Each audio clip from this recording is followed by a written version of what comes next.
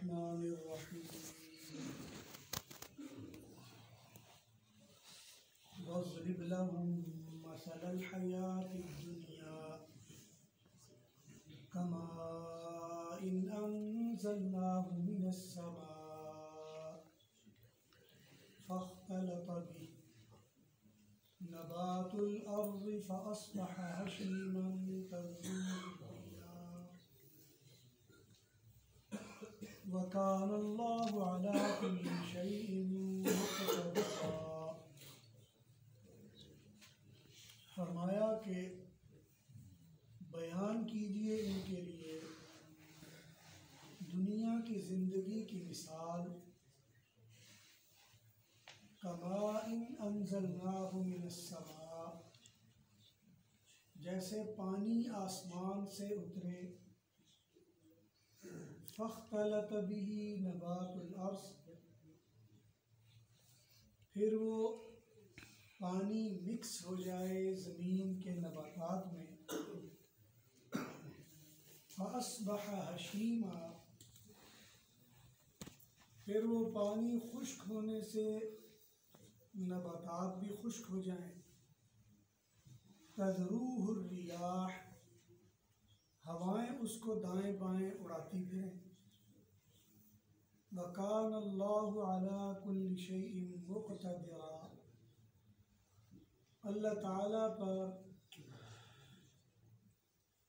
ताला वो ज़ात हैं कि उनके लिए या उन पर हर चीज़ तयशुदा है। सदक़ल्लाहु मौलाना अज़ीम। इस आयत मुबारका में जो सूरह कहफ की 45 नंबर आयत आपके सामने तिलावत की गई है,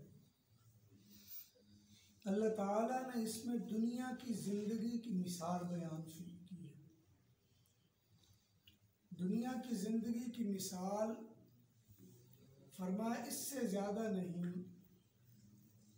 कि जैसे आसमान से पानी उतरे, ज़मीन में जज्ब हो जाए, जड़ी बूटे उगे, उनमें फूल पत्ते लगे, फिर पानी कम हो जाए, आहिस्ता आहिस्ता खुश्क हो जाए, जड़ी बूटियाँ खुश्क होके हवा में इधर उधर उड़ती फिरें।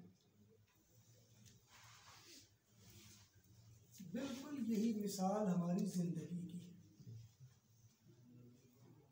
अल्लाह तबारक व तआला ने हम सबको पैदा किया। पैदा करने से पहले हम कुछ भी नहीं थे। जब हम पैदा नहीं हुए थे तो हम कुछ थे ही नहीं, बल्कि कुरान करीम में अल्लाह ने फरमाया लम यकुन शैअन मज़कूरा, इस काबिल भी नहीं थे कि हमारा जिक्र भी किया जाता।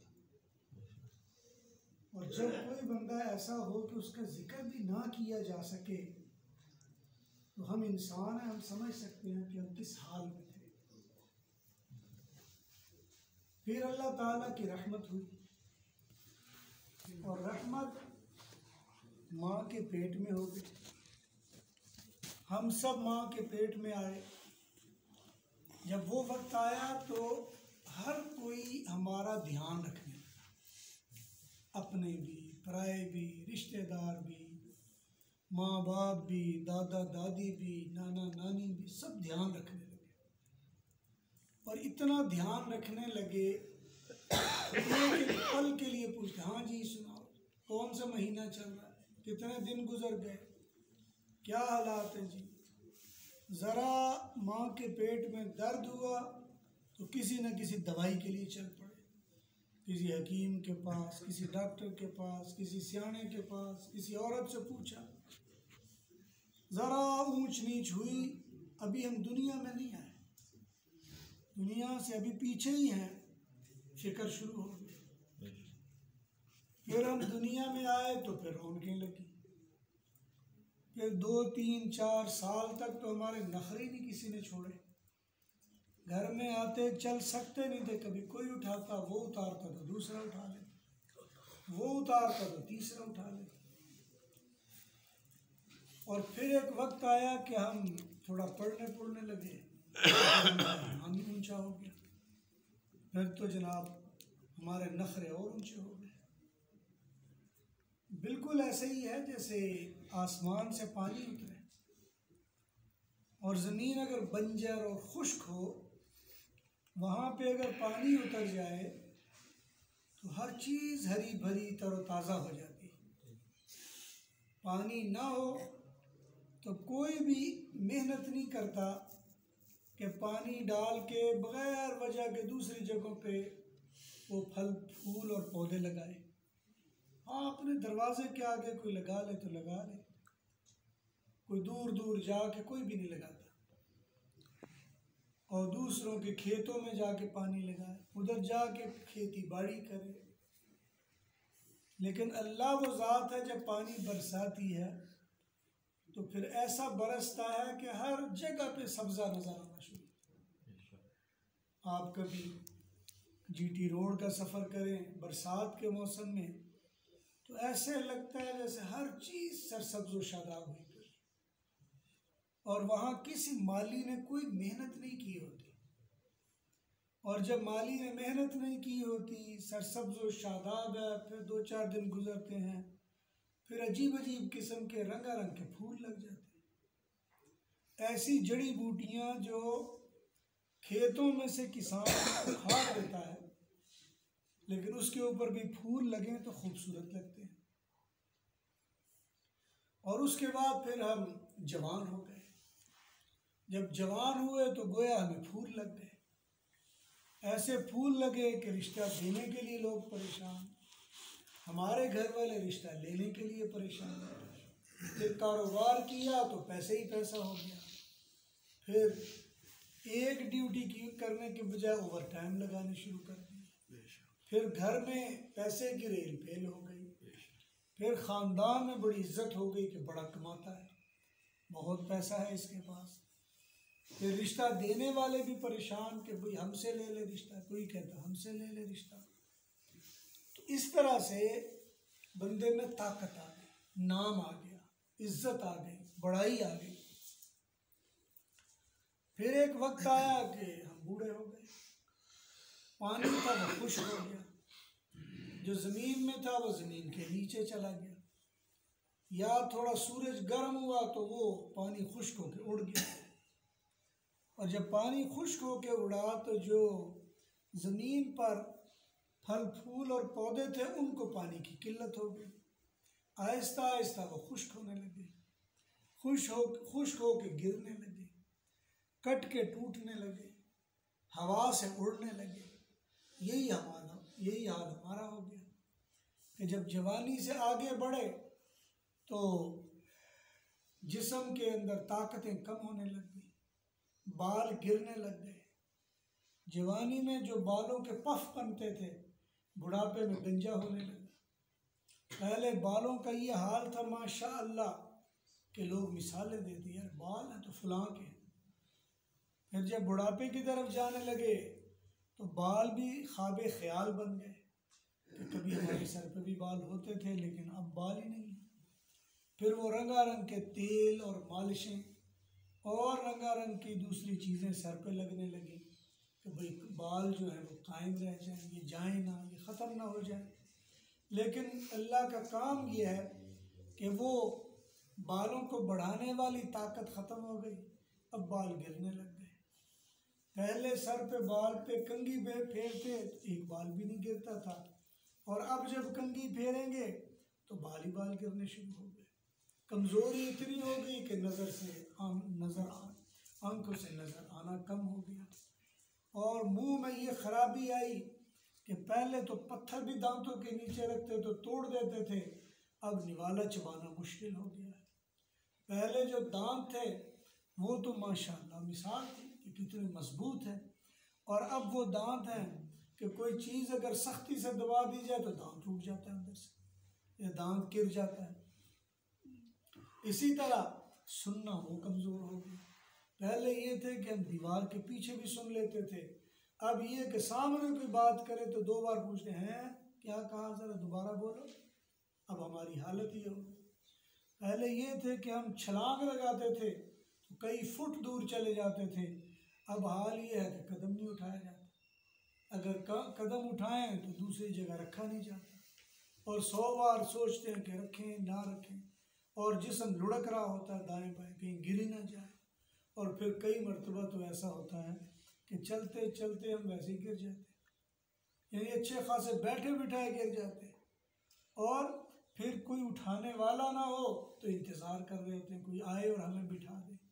तो ये अल्लाह ताला ने मिसाल दी है, फरमाया कि दुनिया की ज़िंदगी की मिसाल ऐसे है, कमा इन अनज़लनाहु मिनस समा, ये पानी है जो आसमान से उतरता है, और ये पानी जहाँ भी पड़ता है वहाँ ताकत पैदा कर देता है। ज़मीन में पड़ता है तो ताकत पैदा हो जाती है, इंसानी जिस्म में पड़ता है ताकत पैदा हो जाती है, इंसान के दिमाग में आता है ताकत आ जाती है, इंसान की आँखों में आता है तो नज़र आना शुरू हो जाता है, इंसान के कानों में आता है तो इंसान सुनने के लायक हो जाता है। तो ये एक वक्त है जो हमारी ज़िंदगी में ये आता है।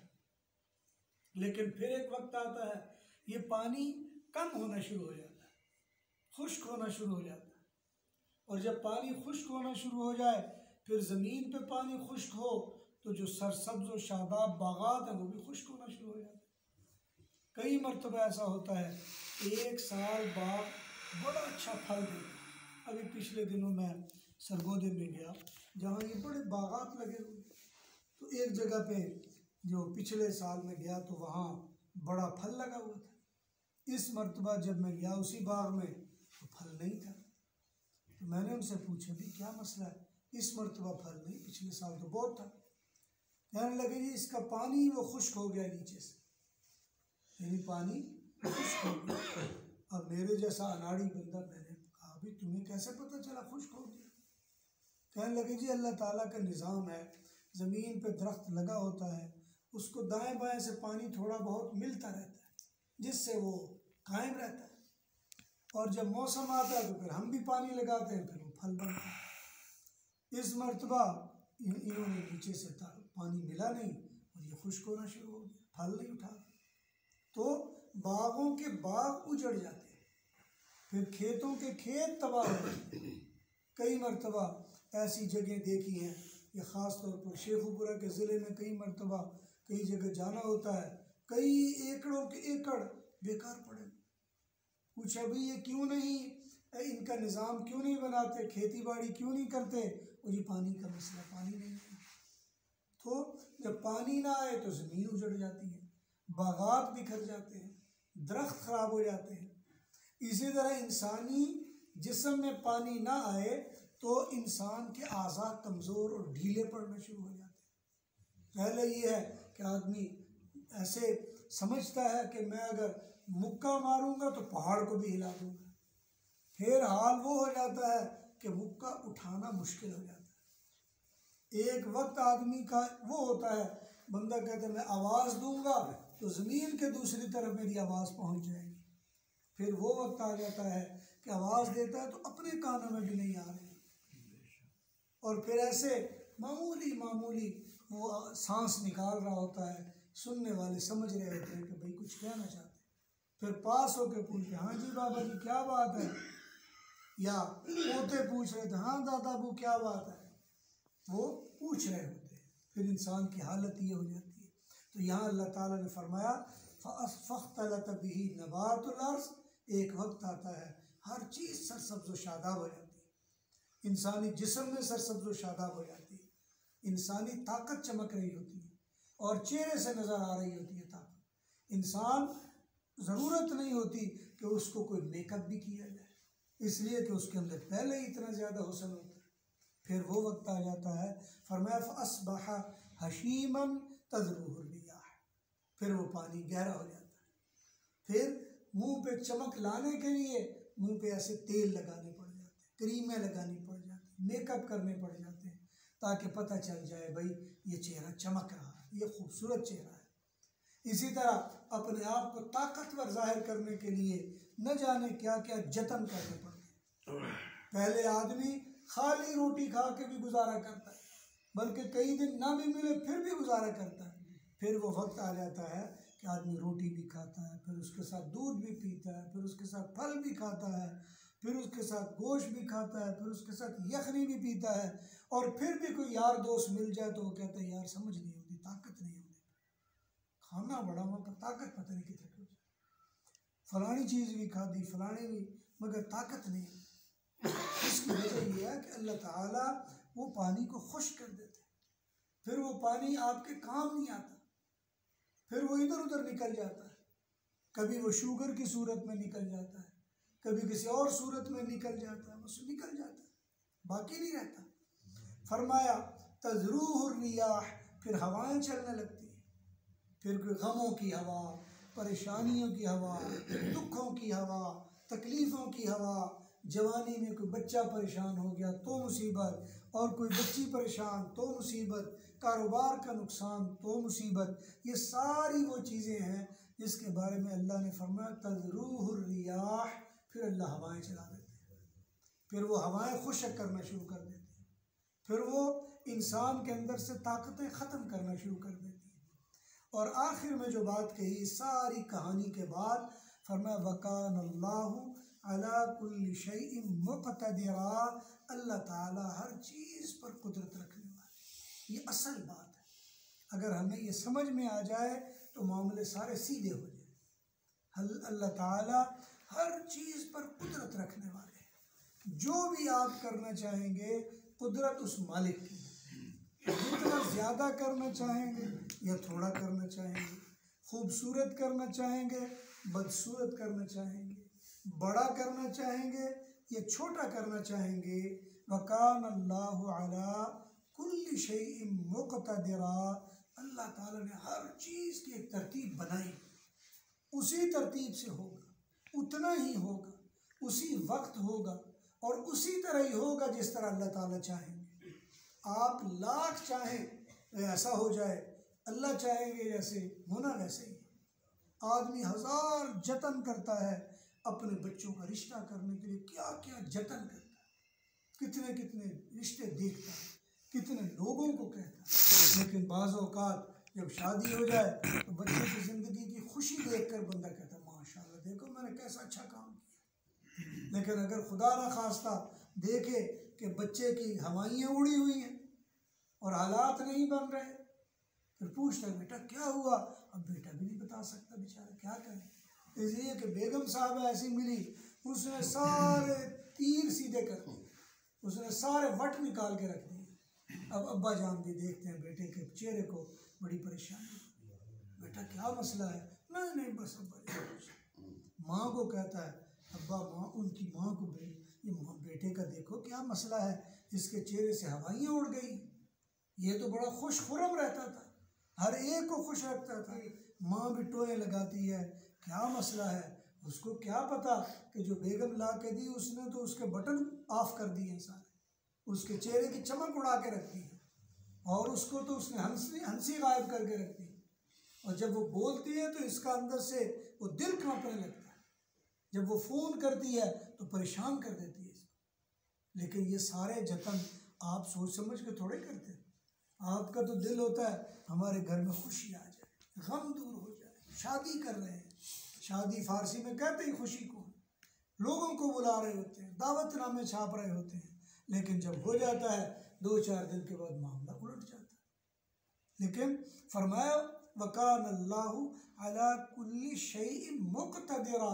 हर चीज़ पर कुदरत तो अल्लाह की, हर चीज़ तुम्हारी मर्ज़ी के मुताबिक थोड़ी होने लगी है, तुम कुछ चाहोगे अल्लाह कुछ और चाहेंगे, तो होना तो वही है जो अल्लाह ताला चाहेंगे। कुरान करीम में फरमाया वमा तशाऊन इल्ला अन यशा अल्लाहु रब्बुल आलमीन, जो तुम चाहते हो वो नहीं, होना वो है जो अल्लाह ने चाहा है, इसलिए कि वो अल्लाह कौन है, रब्बुल आलमीन, वो जहानों का रब है, उसकी मर्जी चलनी है, जोर उसका चलना है। इसीलिए हमें शरीयत में बताया कि जब भी कोई काम करने लगो, छोटा हो या बड़ा, फरमाया कुल्लु अम्रिन ज़ी बालिन, जो भी इंसानी ज़िंदगी के लायक कोई काम हो जो आप करने लगो और उसके शुरू में ज़रूरी है कि लम युबदा बिस्मिल्लाह, अगर उसके शुरू में बिस्मिल्लाह ना कहो, फरमाया फ़हुवा अक़ता व अजज़म व अबतर, एक रिवायत में 2 अल्फाज हैं, एक में 3 है। अक़ता का मतलब है उसका फ़ायदा नहीं होगा, और फरमाया अजज़म, वो तुम्हें यकीन नहीं दे सकता। वह अबतर, और उसका नतीजा नहीं निकलेगा। अबतर का मतलब बेनतीजा कर दिया जाएगा। अक़ता वो बेअसर कर दिया जाएगा। अजज़म वो मजबूती उसमें नहीं होगी। इसलिए शरीयत ने कहा तुमने जो काम भी करना है तो कैसे करना है, बिस्मिल्लाह शुरू से करो। और बिस्मिल्लाह का मतलब क्या है, अल्लाह तेरे नाम से शुरू करना है, ताकि मेरे जहन में या आपके जहन में ये ना आए कि इतने बिस्मिल्लाह ने की करना है। वो कई मरतबा ऐसा होता है ना, एक साहब थे, वो ज़रा सर फिरे से थे, तो जब वो प्रोग्राम करने लगे, बड़े इंतज़ामात, हर चीज़ की हुई है। मैं भी गया तो मैंने देखा माशाअल्लाह कमाल किया हुआ। कोई उनके घर में प्रोग्राम था शादी वगैरह का, तो मैंने कहा कोई अल्लाह ताला का भी नाम ले लेते हैं। तो वो मज़ाहिया था, कहता इधर अल्लाह का नाम क्या करेगा, इधर तो डॉलर लगते हैं, इधर तो पैसा लगता है। मैंने कहा ये ज़रूरी नहीं कि पैसे ही सारा कुछ करे, अल्लाह ताला बड़ा कुछ करते हैं। उन्होंने नहीं, अल्लाह को अपने पास रखो, इधर तो पैसे ही पैसे लग रहे हैं। खैर वो मजलिस ख़त्म हो गई, मजाक ख़त्म हो गया, वो भी मजाक में बात कर रहा था, मैंने भी चुप करके सुन। लेकिन कई मरतबा अल्लाह ताला को मजाक भी पसंद नहीं आता। अब जब वो सारा काम हो गया, कोई महीने डेढ़ के बाद मेरी मुलाकात हुई, तो मैंने देखा सर पकड़ के बैठा।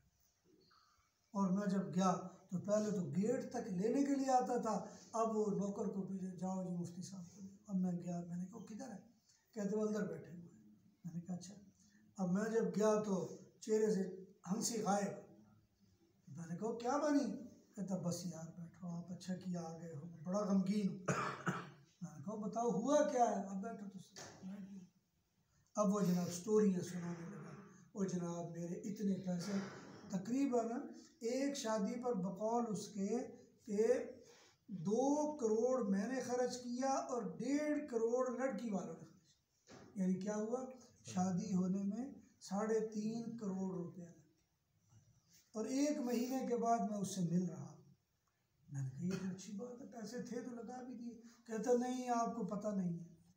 मैंने कहा मुझे तो वाकई नहीं पता, असल बात क्या है। कहता जी 3 दिन शादी रही।